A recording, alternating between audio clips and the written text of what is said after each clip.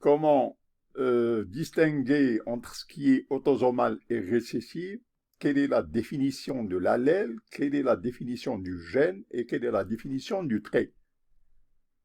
Alors, le concept de génétique et d'hérédité, ce sont des entités qui interfèrent entre les deux, et bien que le terme génétique soit souvent utilisé de manière interchangeable avec l'adjectif héréditaire, ces mots ne signifient pas nécessairement la même chose. Par exemple, le cancer est une maladie génétique en ce sens qu'il implique les gènes d'une cellule provoquant une division incontrôlable de cette cellule, mais le cancer lui-même peut être causé par l'exposition au soleil ou au tabac et n'est pas nécessairement hérédité des parents.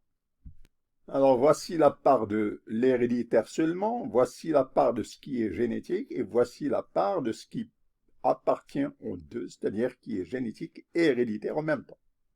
Alors en matière de génétique, il y a des troubles, ce qu'on appelle les troubles monogéniques. Alors les troubles monogéniques veut dire quoi? Qui sont liés uniquement à un seul gène, mais ce gène a des effets larges. Alors, les modèles d'hérédité, il y en a deux types. Il y a l'hérédité classique, qu'on appelle l'hérédité mendélienne, et l'hérédité atypique, qui ne suit pas les règles classiques de l'hérédité mendélienne. Alors, l'hérédité mendélienne peut être divisée elle-même en ce qui est autosomal est lié au sexe. Alors, quand les maladies sont automosomales, ça veut dire qu'elles concernent les chromosomes de 1 à 22.